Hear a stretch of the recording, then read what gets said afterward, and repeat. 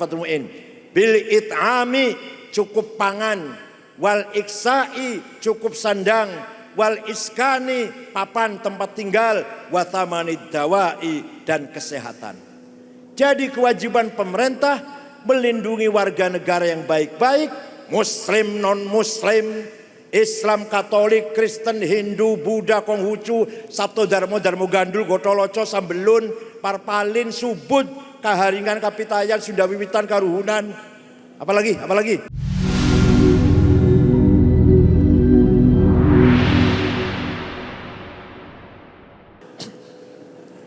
Dalam kitab Fathul Mu'in apa katanya? Wadaf'u dharari ma'sumin musliman kana au ghaira muslim bil it'ami wal iksa'i wal iskan wa thamanid dawa'i wa ujratit tamrid. Pak Wakil Bupati, pemerintah negara harus memberi perlindungan kepada seluruh warga bangsa yang baik-baik, maksum, yang baik-baik, bukan penjahat, agamanya apapun, musliman kana au ghaira muslim, agamanya Islam atau non muslim, asal orang itu baik-baik.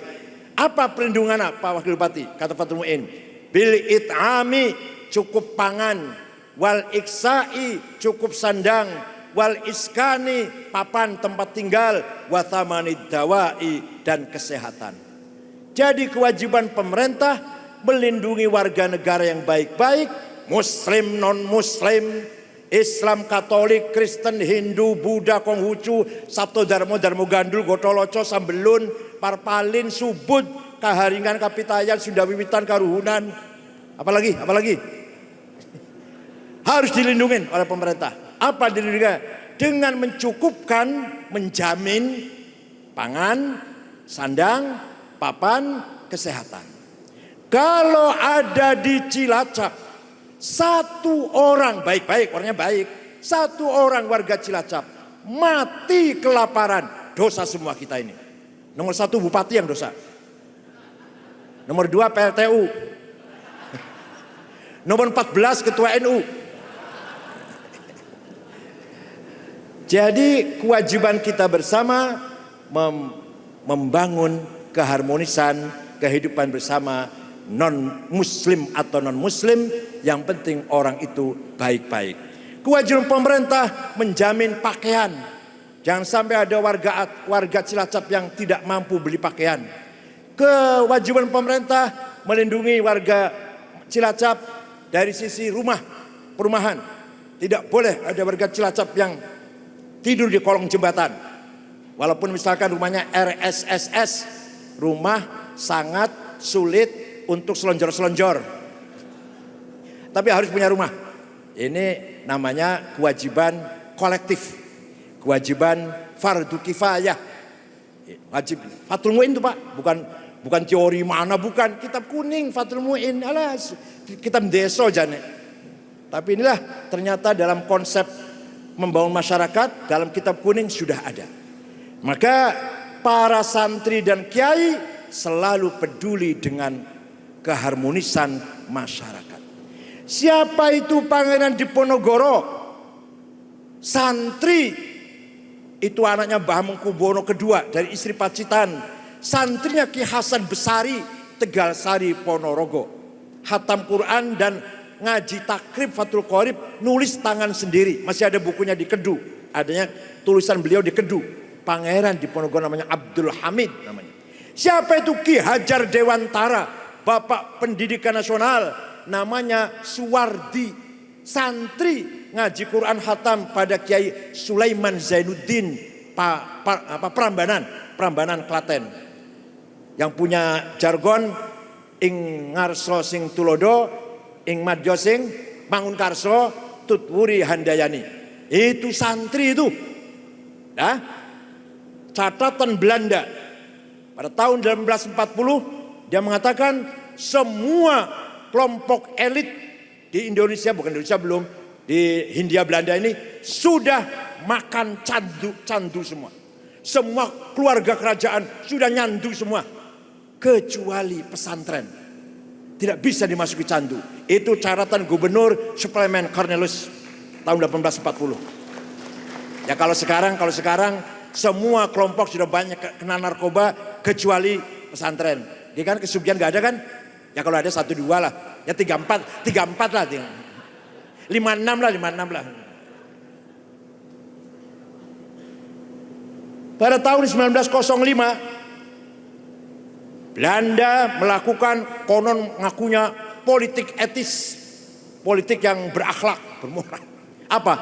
Membuka pendidikan untuk semua warga. Yang tadinya pendidikan hanya untuk elit. Mulai tahun 1905 silakan. 1905 silakan semua rakyat sekolah. Tapi tujuannya jahat. Di balik itu ada kejahatan. Apa? Supaya anak-anak orang Islam menjadi sekuler. Tidak ngerti agama. Walaupun masih Islam tidak ngerti agama. Menjadi sekuler. Kecuali pesantren. Yang tidak bisa dimasuki ide Belanda itu. Ada pendidikan agama dalam SD, SMP, SMA itu baru tahun 60. Itu kebijakan tahun 60, 61 itu. Baru ada pelajar agama dalam SD, SMP, SMA. Dulunya nggak ada itu. Sejak Belanda mendirikan SR tahun 1905, sengaja memang maksudnya supaya generasi yang akan datang tidak kenal agama, sekularisasi. Itu nanti ditentang oleh Ki Hajar Dewantara yang menentang itu. Tapi yang dukung Sultan Takdir Ali Syahbana yang mendukung. Ini sejarah bukan kita ngerasani, bukan apa ngerasani, ngerasani. Bukan kita ngungkit-ngungkit, bukan. Ini sejarah, faktanya seperti itu. Hadirin yang saya hormati. Pertama kali utusan negara Tiongkok, Mongol sih, yang datang ke Jawa namanya Mengki, Muslim, agama Islam, menghadap Raja Kertanegara, Raja Singosari di Malang. Oleh Raja Singosari, oleh Raja Kertanegara, Mengki dipotong telinganya dua-duanya. Pulang, lapor pada rajanya, akhirnya Raja Cina, Raja Tiongkok, Mongol, kirim pasukan 20.000 akan balas dendam. Sampai di Singosari, di Malang itu, Malang sekarang. Sampai di sana, Kertanegaranya udah mati. Kerajaan Singosari udah bubar. Bubar sudah dikalahkan oleh Jayakatwang Doho Kediri yang mengalahkan.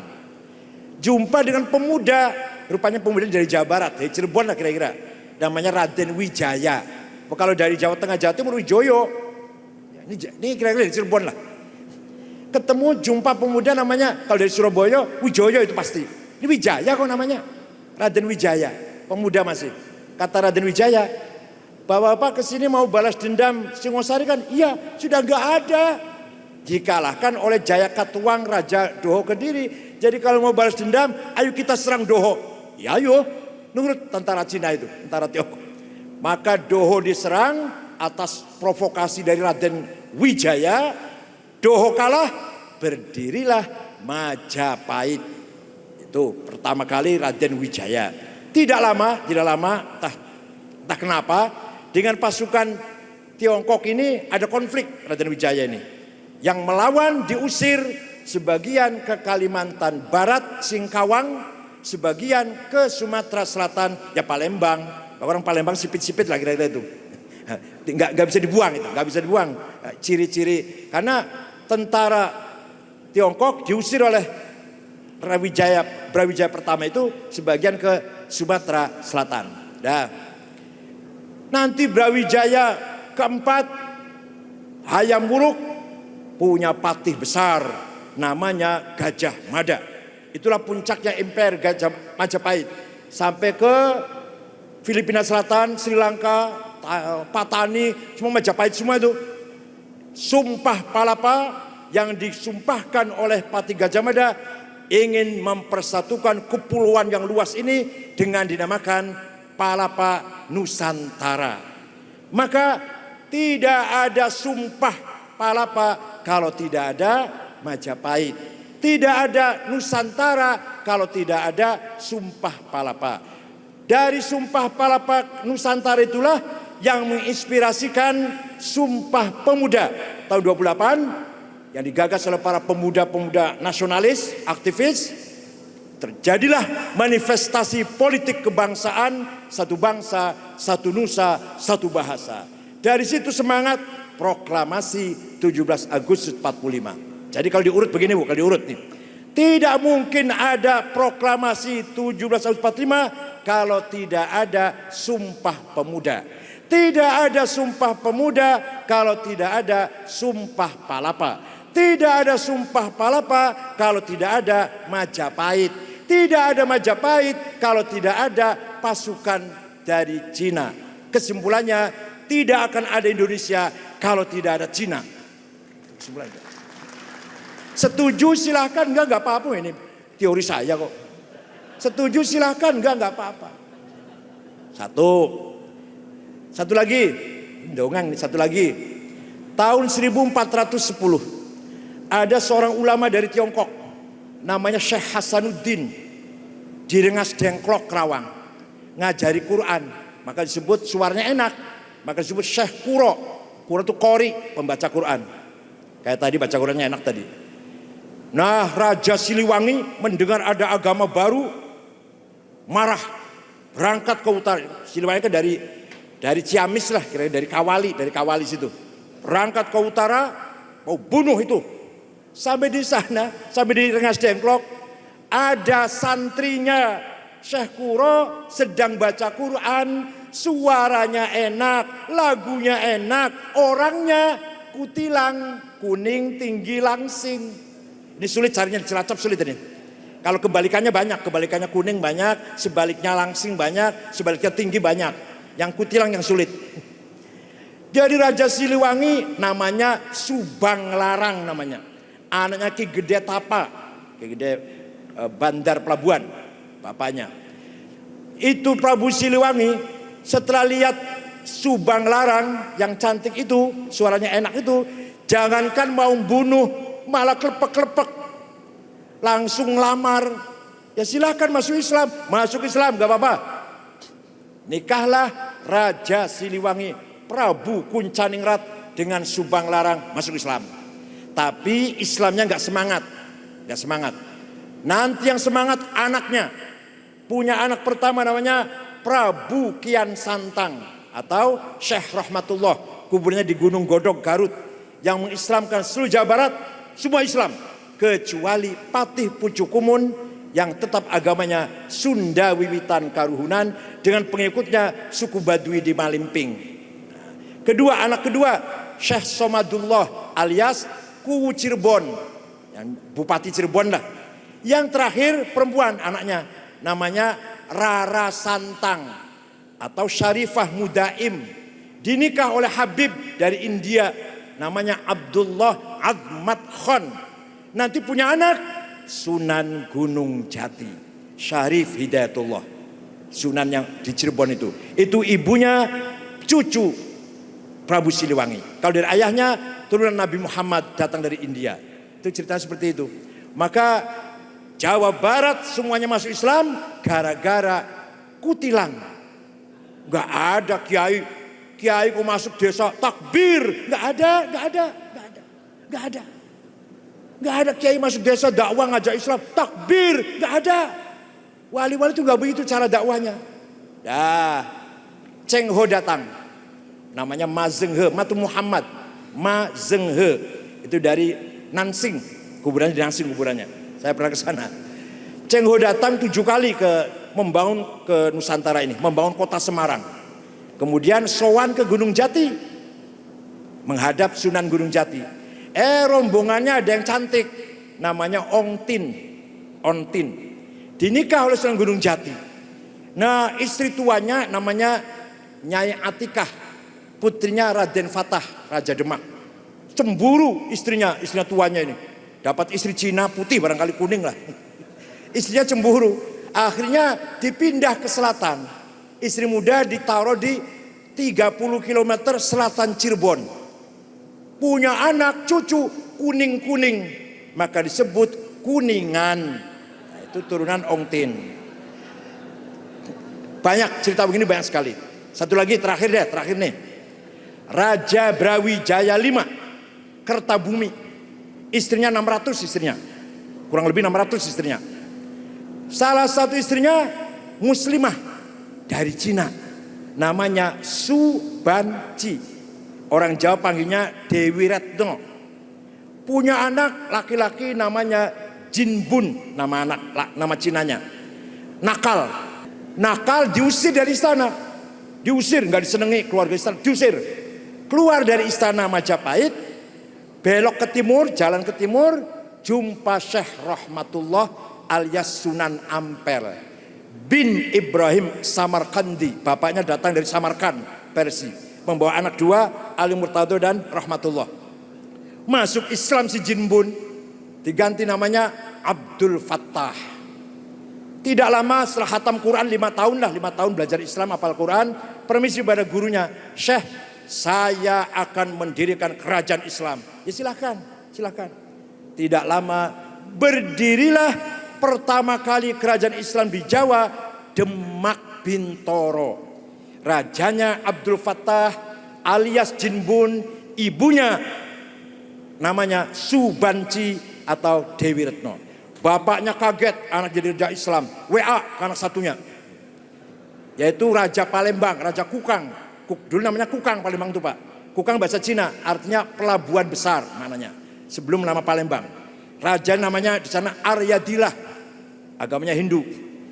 WA, bapaknya WA, nak Aryadillah, saudara kamu sudah jadi raja Islam si Jinbun. Bagaimana komentar kamu? WA-nya direply, ayahanda yang saya hormati, mohon maaf, saya sendiri sudah lama memeluk agama Islam. Nama saya sekarang bukan Aryadillah tapi Fatahillah. Maka Palembang sudah Islam, anak di sini masuk Islam, bapaknya bingung. Rakyat Majapahit ikut Demak. Karena apa? Kalau ikut Demak dipanggil santri. Santri artinya berakhlak mulia, budi pekerti luhur, janji tepat, ngomongnya benar, gak pernah bohong, gak pernah nipu, doanya mujarab, caspleng, santri dulu tapi. Rakyat Majapahit ikut Demak, ingin dipanggil santri, bersih, tiap hari mukanya 2 tangan 2 kaki kepala dicuci terus, wudhu tiap hari 5 kali, pasti bersih dong. Dan masuk masjid sandalnya harus dilepas, pasti bersih itu kakinya itu. Maka ingin dipanggil santri supaya bersih. Masyarakat Jawa itu.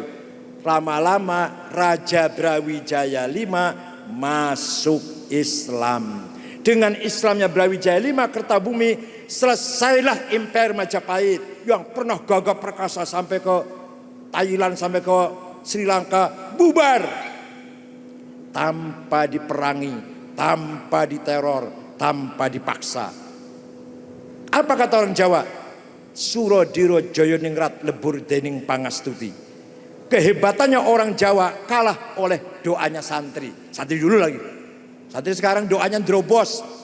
Karena keseringan bikin proposal. Maka doanya drobos itu.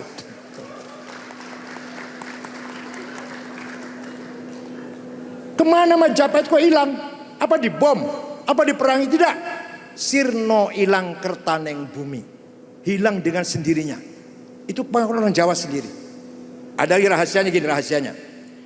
Orang Hindu menganggap manusia ini berkasta 5. Brahma, Satria, Sudra, Vairya, Waisa. Yang boleh menggunakan kata ingsun, aku ingsun, itu Satria, raja. Kita ini nggak boleh nih, Sudra, Vairya, Waisa ini orang kecil nggak boleh. Kaulo alit, jongos kecil. Kita ini harus kaulo alit. Mencium tangan raja nggak boleh tangan, dengkul yang dicium, bukan tangan. Nggak boleh bilang ingsun, nggak boleh, itu raja itu. Kiai datang, wali datang, ngajari begini, usolli fardhodz zuhri, niat sholat sopo ingsun. Nawaitul wudu'a, niat wudu sopo ingsun. Orang Jawa kaget, seumur umur bisa ngomong ingsun. Kalau masuk Islam, kalau nggak masuk Islam sampai kiamat kurang 2 hari nggak bisa ngomong ingsun. Akhirnya orang Jawa berbondong-bondong masuk Islam, ingin ngomong ingsun. Luar biasa kiai itu. Makanya kiai itu cara dakwanya nggak ada pakai takbir, nggak ada.